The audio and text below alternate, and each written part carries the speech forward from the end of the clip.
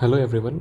आज के इस वीडियो में हम एक सर्कल का काफ़ी अच्छा क्वेश्चन देखने वाले हैं। ठीक है, तो सबसे पहले तो हम इसका जो है एक लॉन्ग सॉल्यूशन देखेंगे, मतलब समझेंगे कि ये क्या बोलना चाह रहा है। ठीक है, उसके बाद जो शॉर्टकट वे में कैसे करते हैं वो भी हम देख लेंगे। ओके, जो क्या बोल रहा है कि P O R is the diameter of a circle and P O and R Q जो है इट्स टू कॉर्ड्स हैं। Okay, the length of arc P Q, यहाँ पे ये इंपॉर्टेंट है, the length of arc P Q is half of the length of arc R Q. Okay, find the measure of P Q P O Q. Okay, तो सबसे पहले हमें इसका diagram बनाना है। ठीक है, तो उसका डायग्राम कुछ इस टाइप से बनेगा। ठीक है, ये मैंने बना रखा है पहले से। ओके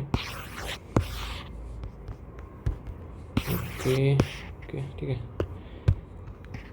तो ये क्या बोलना चाह रहा है कि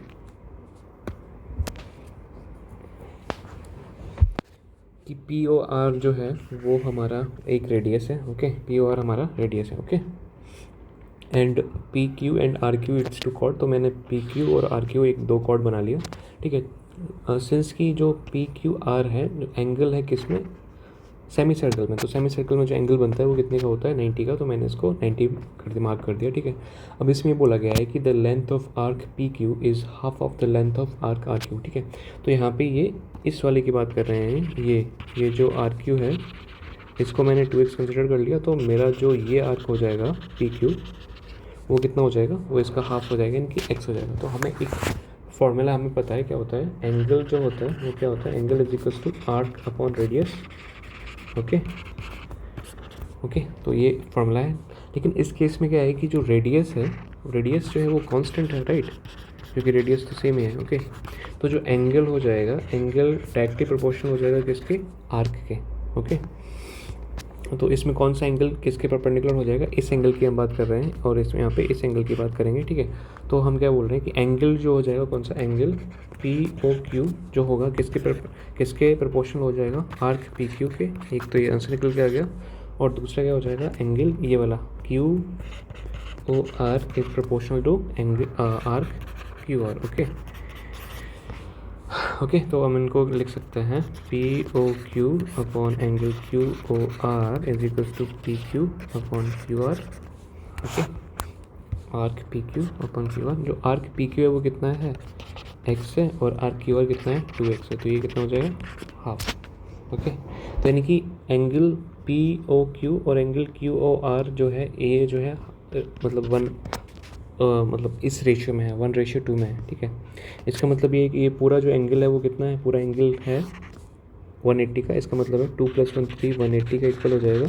तो 1 का वैल्यू कितना आ जाएगा, 60 आ जाएगा। 1 का वैल्यू 60, इसका मतलब ये क्या है कि पी ओ क्यू का जो वैल्यू है वो 60 है, और क्यू ओ आर का जो वैल्यू है वो 120 है। ओके, तो ये तो हो गया इसका मतलब एक समझने वाला मेथड। ठीक है, लेकिन हम जब एग्ज़ाम में करेंगे तो इसको ऐसे नहीं करेंगे। ठीक है, एग्ज़ाम में कैसे करेंगे वो देखते हैं। तो ये डायग्राम तो बना ही लेना है। ओके ओके ठीक है, तो क्वेश्चन में बोला गया है कि ये वाला जो आर्क है वो 2x है, और ये वाला जो आर्क है वो x है। ओके, एंड हमें पता है कि एंगल जो होता है वो क्या होता है, angle is equals to arc upon radius, तो रेडियस सेम है तो एंगल आर्क के प्रोपोर्शनल हो जाएगा। तो ये वाला जो एंगल होगा वो इस आर्क के प्रोपोर्शनल हो जाएगा। ठीक है, इसका मतलब ये है कि जितना आर्क बड़ा होगा उतना एंगल भी बड़ा होगा। ठीक है, तो इसको मैं बोल दूंगा कि ये सीधा x आ जाएगा, और इसको सिमिलरली मैं बोल दूंगा कि ये 2x आ जाएगा।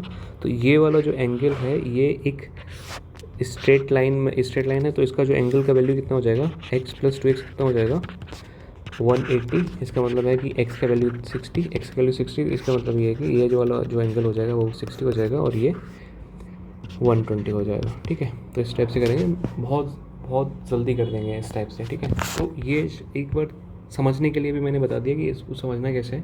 ठीक है, बाद बाकी तो शॉर्टकट तो आप लगा ही सकते हो। Okay, thank you.